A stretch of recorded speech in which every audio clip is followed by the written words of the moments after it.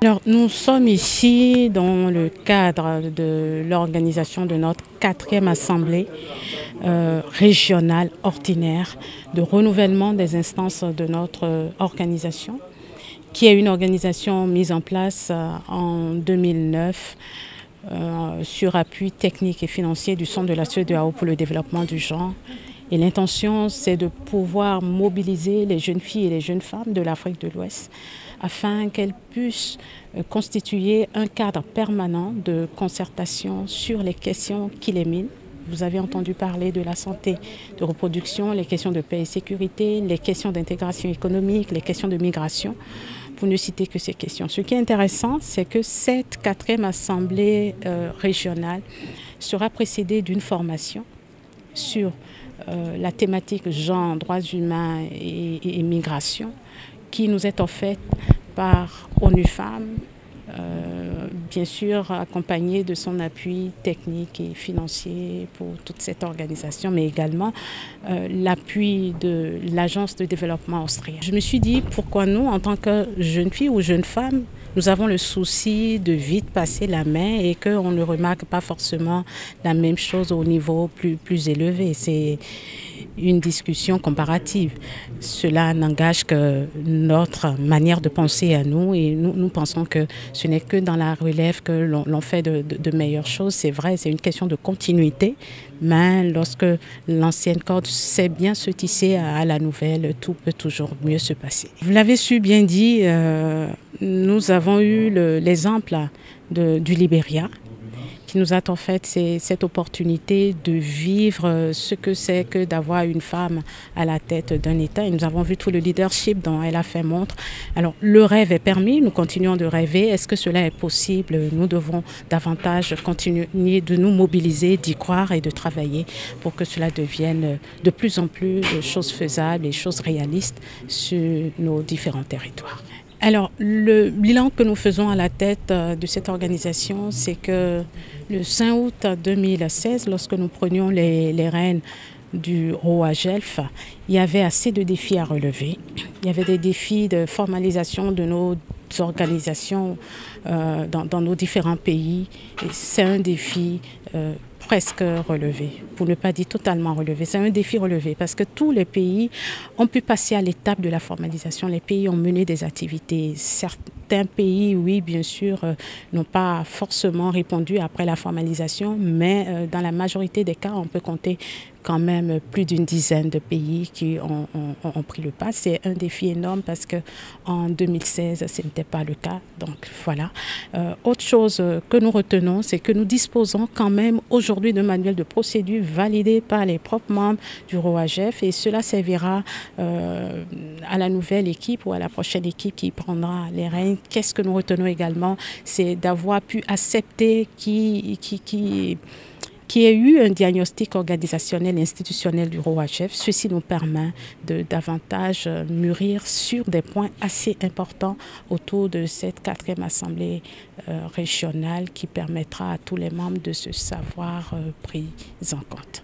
La commissaire de genre au niveau de la CEDEAO a rappelé que la région de l'Afrique de l'Ouest est la région qui a la population la plus jeune du monde.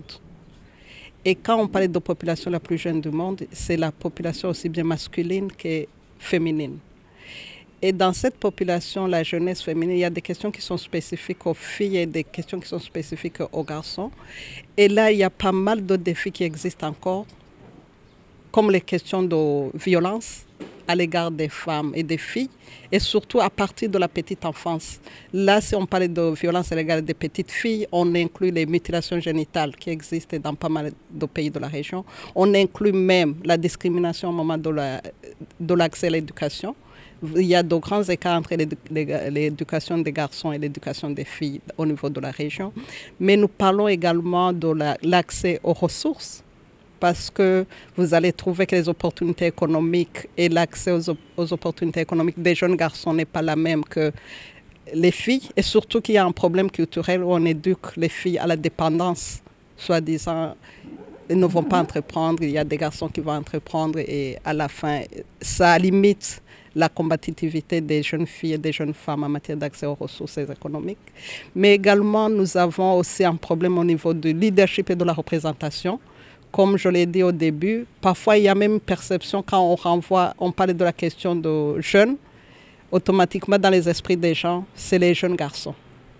Quand on parlait des programmes des jeunes, on a vu dans pas mal de pays et même avec beaucoup d'organisations où on pense automatiquement au programme des jeunes garçons où on aura des bénéficiaires comme plus de 60% qui sont des garçons et 40 ou 30% qui sont des filles et même moins.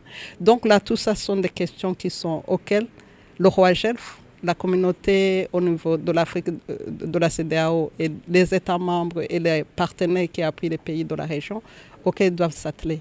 Donc pour avancer, non pas à chaque fois lutter pour les droits des femmes qui sont arrivées à un âge adulte, mais de prendre la catégorie des jeunes, dès le jeune âge, pour arriver finalement à des femmes adultes qui sont beaucoup plus autonomes, qui bénéficient de plus de droits. Donc là, investir dans la jeunesse, ça permettra d'atteindre plus de résultats qu'investir dans les femmes qui sont déjà d'un âge un peu avancé. Nous venons de célébrer le 25e anniversaire de Beijing.